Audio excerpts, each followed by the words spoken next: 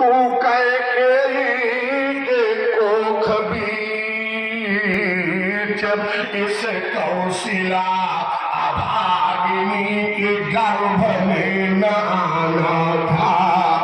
राम बेटा तेरी चौथी गलती बनी क्या?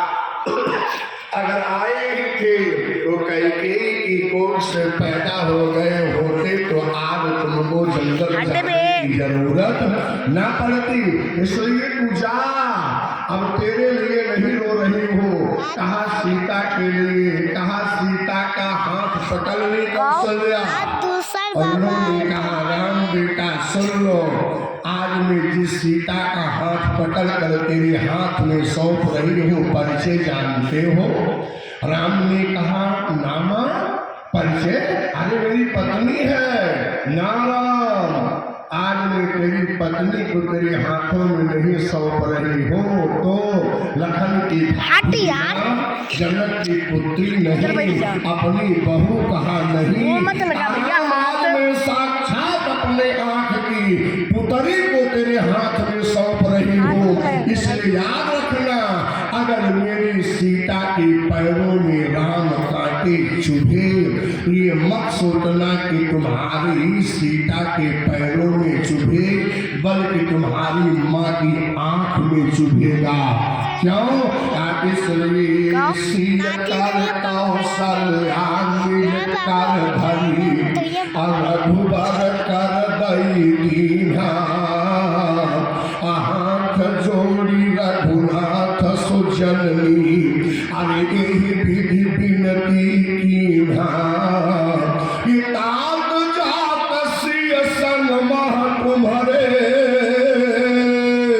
तुम ही न कह रहे वो संहारी, मोरी सिय के चरण काट जऊ गई है तो अखिया गले हमारी, क्योंकि नयन पोतारी करी, अरे प्रीति बढ़ाई, राखे हो नयन पलक की नाई, नेत्र की पुतली बना करके रखी हो सीता को। राम, अगर मेरी सीता के पैरों में कांटे चुभे तो समझना तेरी माँ की आंख में दर्द होगा। अब थोड़ा कल्पना करना, आपने भागवत की कथा सुना होगा, माताओं 100 वर्षों के बाद राधा और कृष्ण का मिलन। एक बार जब ये चले गए मथुरा से, गोकुल से, 100 वर्षों के बाद कुरुक्षेत्र में मेला लगा, वहां राधा कृष्ण का मिलन हुआ 100 वर्ष के वियोग के बाद, लेकिन मिलन भी हुआ तो गजब हुआ। क्या वहां पर अलग अलग खेमा था, राधा रानी का, रुक्मिणी का, सारे लोग गए थे।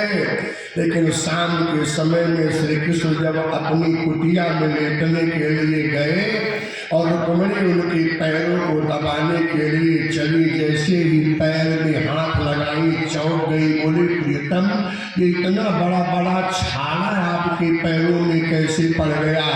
श्री कृष्ण को कुछ देर नहीं बोले, पर जब रुक्मिणी ने हठ किया तो अचानक कान्हा के मुंह से निकल गया, रुक्मिणी ये छाला तो तुम्ही ने डाला तो हमसे पूछ क्यों रही हो? रुक्मिणी पूछी मैंने छाला डाला, बोली कैसे? का एक बात बता, तुमसे राधा मिलने आई थी तेरी कुटिया में? बोली हाँ। तो कहा जब राधा मिलने आई तो तुमने राधा के स्वागत में कुछ जल जलपान कराया? बोले ज्यादा कुछ तो नहीं था नाथ, थोड़ा सा गऊ का दूध था, उसी को गर्म करके मैंने राधा को पिला दिया। तो कान्हा ने कहा हे रुक्मिणी, जब तुमने राधा को गरम गरम दूध पिला ही दिया तब क्यों पूछती हो मेरे पैरों में छाले क्यों पड़े? रुक्मिणी ने पूछा राधा के गरम दूध पीने से आपके पैरों में छाले पड़ने से मतलब? कन्हैया ने कहा श्री राधिकाया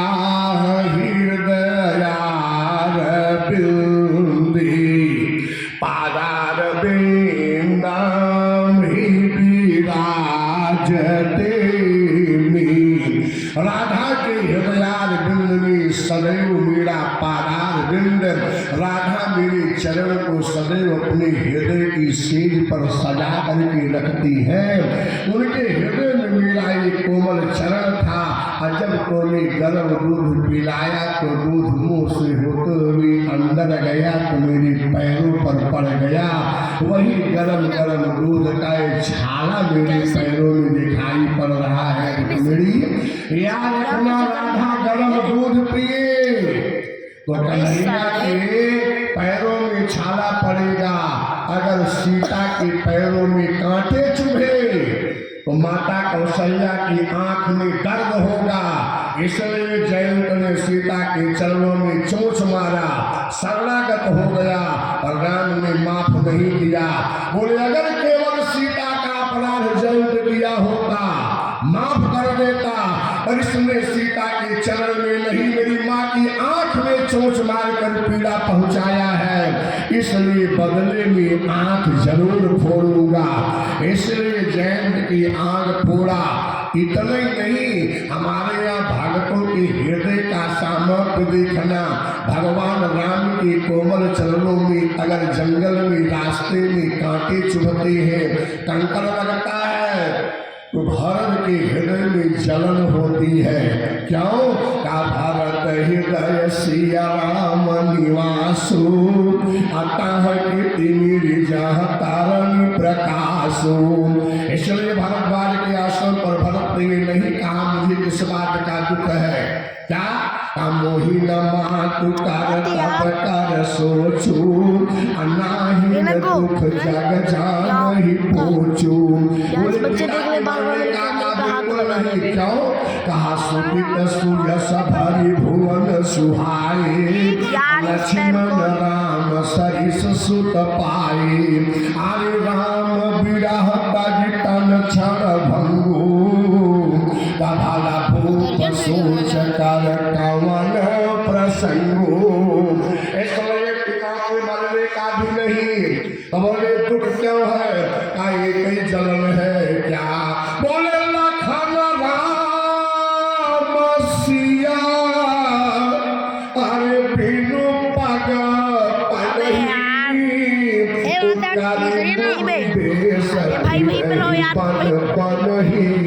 पनही दुखदा अरे दाई दिन छाती अभूखन वासर नीदन राती। लखन राम जंगल में टहल रहे, उनके पैरों में कांटे चुभते हैं तो भरत के हृदय में पीड़ा होती है, जलन होती है। इसीलिए राम को राज मिल रहा, भरत को राज दिया जा रहा था। और भरत ने कहा मैं इसको स्वीकार नहीं कर सकता। बोले क्यों? कहा जब तक राजा जी दुखी रहेगा तो प्रजा को सुखी कैसे बनाएगा? पहले मेरे हृदय की जलन को जाएगी कैसे? दवा है माता बंधु क्या? कायापन दारुनि दीनता। बोले आपन दारुनि दीनता। बोले समहि कहूँ सिरनाय। ये देखे बिनु रघुनाथ पद जिया कई जलन जाय। जब तक चरणों को निहार लूंगा नहीं तब तक हृदय की जलन नहीं जाएगी। इसलिए एक बात और कह दो, उसी को सुनकर जाना, क्योंकि 5:45 तक का ही आदेश है। आरती और प्रसाद होगा। दूर दूर से श्रोता लोग आए हैं, समय की सीमा भी देखनी पड़ती है, श्रोताओं का भी ध्यान रखना पड़ता है। इसलिए कथा को उस प्रवाह में चाह करके भी नहीं लिया जा सकता। जितना लेना भक्ता के लिए आवश्यक है, ऐसे जगहों पर अभी फिर हम तीनों झूला झूलेंगे कुछ व्यवधान जरूर बनते हैं। फिर भी जितनी मात्रा में आप श्रवण कर सकें। निवेदन ये कर रहा हूँ कि हृदय की जलन, बहुत बढ़िया बात याद आ गई। आप लोग बैठे हो, अभी यहीं पर हमारा बारे में आपके ऐसे घर मोहल्ले या कहीं पर घर में आग लग जाए माताओं, तो हम लोग फोन करेंगे, फायर ब्रिगेड वाले आएंगे, उस पानी से घर में लगी हुई आग को बुझा देंगे। पर शब्दों पर ध्यान देना, छोटे छोटे ना घर में लगी कितने साल हुई का है? आग को फायर ब्रिगेड का पानी तेरे 14 साल में छोटे छोटे मेरे क्यों बड़े बड़े बे? घर वालों के अंदर जो आग जल 11 रही बे? है, उस आग को बाहर का पानी बुझा पाएगा हम बुकवा लगाए रहे वो नहीं बुको लगाता कि आपकी बर्फ की पानी से भी अंदर की जलन नहीं जाएगी। पीस के उस बुको लगाओ क्या शांत होने का केवल एक हम ही बुको लगाए तो तरीका बाहर ना जाओ। अभी लगाने से क्या फायदा? अब ना लगा लेगा तो बाहर जंबे ना जब राजा दशरथ माँ लगाता है? राजा बनना चाहिए, थोड़ा कब लगाता है? तो बता दीजिए। जब लगाएला उन्होंने लगाया क्या बे? राजन सुदिन सुमंगल तब जब राम हो युवराज, राम जिस क्षण राजा बन जाए वही समय सही है, वही कितने सुमंगल पुत्र है। बता पे 14 लेकिन एक बात सुनो, कहा क्या, तब एकांत में लेकर के राजा दशरथ को गुरुदेव वशिष्ठ गए और उनके कान में धीरे से एक शब्द सुनाया। क्या सुनाया? उन्होंने कहा, हे राजन, जिस राम को केवल आप अपना पुत्र समझ रहे हो, बेटा समझ रहे हो, वो राम केवल आपके पुत्र ही नहीं है, आपके बेटे ही नहीं है। कहा तब कौन है? तो सुनिए, राजा दशरथ के कान में वशिष्ठ ने क्या समझाया। वशिष्ठ कौन है? ब्रह्मा के मानस पुत्र है, अथर्ववेद के प्रवर्तक है, कालज्ञ है, रघुवंश के पुरोधान है, गुरु है। राजा दशरथ के कान में राम का परिचय देते हुए वशिष्ठ ने कहा कि सुनो नृपजासु, राम का परिचय सुनना, सुनो नृपजासु, अरे विमुख पछिताही,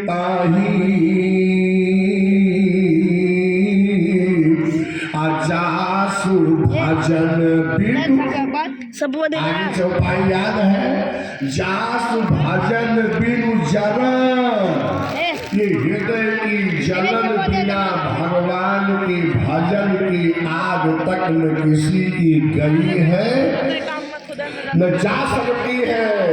वशिष्ठ ने कहा, हे राजा, ये वह राम तुम्हारे यहाँ पुत्र बनकर आए हैं जिनके भजन के बिना जीव के हृदय की जलन नहीं जाती। कहा, सुनो रिपजासु विमुख पछिताही, अजासु भजन बिनु जरनी न जाही। अरे भयउ तुम्हार तनय सोई स्वामी, भयउ तुम्हार तनय सोई स्वामी। कौन स्वामी? जो बिनु पद चलई सुनई बिनु गाना, कर बिनु कर्म करई विधि नाना। अरे आनंद रहित सकल रस भोगी, बिनु बानी बकता बड़ जोगी। तन बिनु परस अनयन बिनु देखा, ग्रही घ्राण बिनु बासय शिखा। बोले यस सब भांति अलौकिक करनी, महिमा जासु जाई नहीं भरनी। जेहि गावहि वेद बुध, अजाई धरहि मुनि ध्यान। असोई दशरथ सुत भगत हिता, कौशलपति भगवान। ये वही है जो तो आपके यहाँ बेटा बनकर आए हैं, जिसके भजन के बिना जीव के हृदय की जलन नहीं जाती। तो माताओं, ईमानदारी से बताना, जिन भगवान के भजन के बिना जीव के हृदय की जलन नहीं जाती, और अगर हमारे हृदय में जलन बनी रहे, हृदय अंदर से धधकता रहे, तो दुनिया की सारी संपत्ति हमें आपको सुख शांति दे सकती है। इसलिए इसको मिटाने के लिए भी भगवान के भजन की आवश्यकता है। तो बाबा तुलसी ने इसी को सूत्र रूप में बताया। कि संसार के प्रत्येक 10, प्राणियों की 9, चाह तो है कि 7, मुझे सुख 6, मिले 5, और शांति मिले, पर जहाँ ढूंढते हैं वहाँ 1, सुख शांति